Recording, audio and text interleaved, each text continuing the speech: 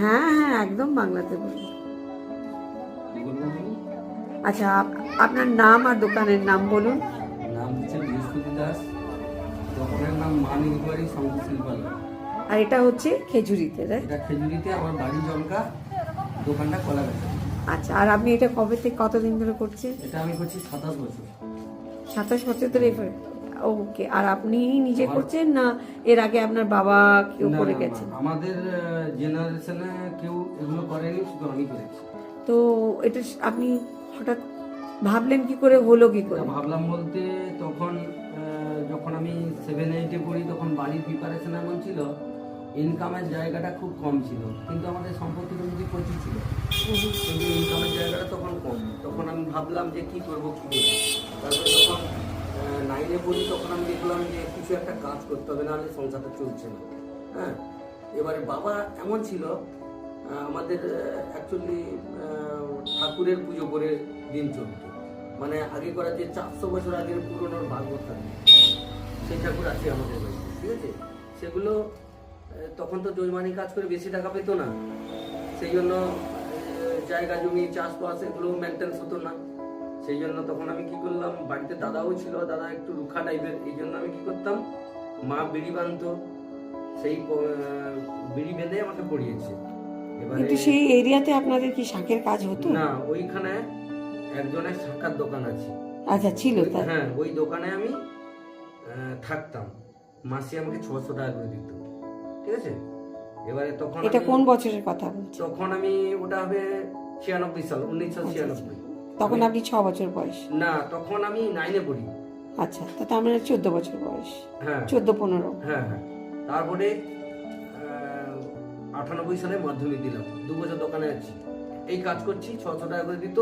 তো কিন্তু ওখানে মানে এই সকালে 8টার সময় যেতাম দোকানে, আবার ফের দুপুরে ঘর আসতাম। মানে তখন আপনি এই শাখার করারই কাজ করতেন? দোকানে যা পড়ানো শেখা, আচ্ছা, ঠিক আছে। খদ্দার আসতো, পড়াতাম। তারপরে কি হলো, তারপরে সেখান থেকে এরকম পড়াতাম, আর কি করতাম, বিকালে করে বা সন্ধ্যাবেলা করে টিউশন পড়াতাম, পড়িয়ে এইভাবে মেনটেন্স করতাম। মেনটেন্স করার পরে তারপর তার দোকানে তার ছেলে বড় হয়ে গেল, 10 বছর মতো ছিলাম। 10 বছর পরে আমি ভাবলাম যে এর শেষ কোথায় আছে দেখবো। তারপরে একটা বন্ধুর সঙ্গে যোগাযোগ করে চলে গেলাম পশ্চিম মেদিনীপুরে, গোমুন্ডায় গিয়ে দেখলাম যে শাখাটা কিভাবে তৈরি করে। আমি তখন ভাবলাম, আমি যদি তৈরি করতে 1 বছর থেকে যাই, আমি মিনিমাম 1 বছর সময় যাবে, 1 বছর 2 বছর যাবে সময় এগুলো কমপ্লিট করতে। তখন ভাবলাম আমি 2 বছর থাকলে আমার সংসার চলবে না, কি করবো তাহলে আমাকে পালিয়ে যেতে হবে, আমি থাকতে পারবো না। কি করবো, প্রত্যেক সপ্তাহে একদিন করে যাবো, সপ্তাহে একদিন করে যাবো। তখন লোকের দোকানে থাকতে থাকতে আমি বললাম, ভাবতাম যে এখন যে সংখ্যাটা, এইটা 600 টাকা দাম, তখন এইটা ছিল 60 টাকা দাম, শুধু 60 টাকা ছিল।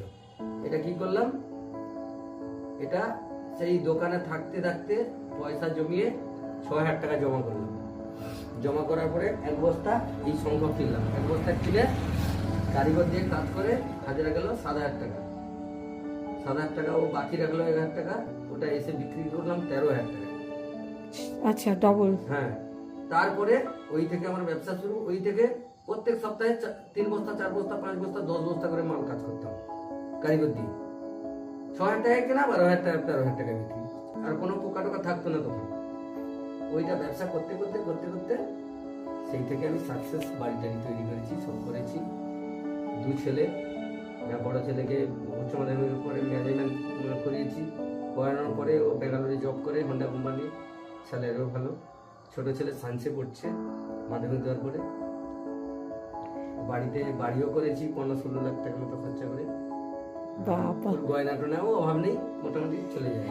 আচ্ছা, আমার এখানে প্রশ্ন এটা হচ্ছে যে কেউ লোক তো আর এই কাটিং করতে বুঝতে পারে না। আমি যার কাছে কাজ শিখেছি, যেখানে ছিলাম দোকানে পড়াতে, সে আমার গুরুদেব।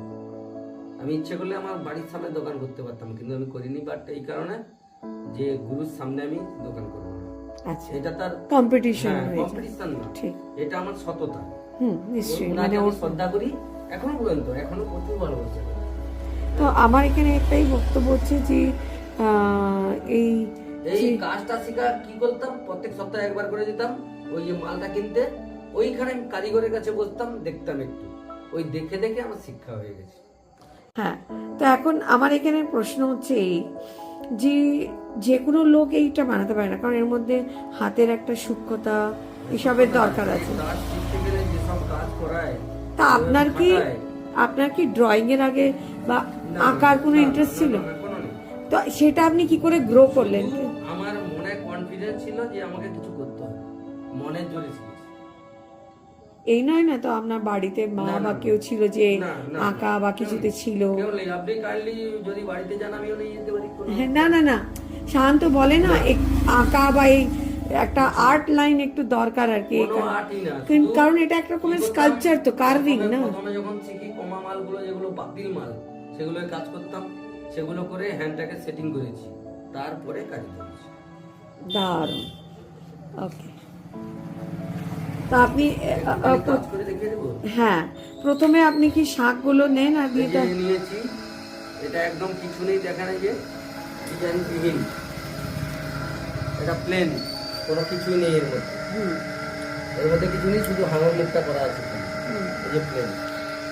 এবারে আমি এটাকে এরকম করছি।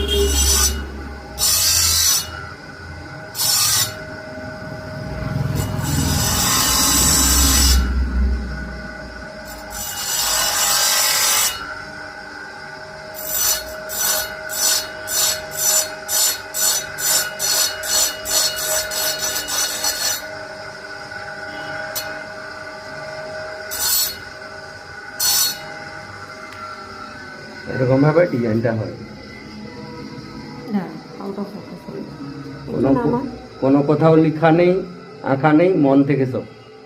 সেটাই আমি বলছি যে এটা আপনারা দারুণ। এভাবে বিভিন্ন রকম পরপর ডিজাইন করেছি, এই যে একটু সময় লাগে করতে আর কি, এগুলো হাতের কাজ তো তাড়াহুড়া করলে হয় না।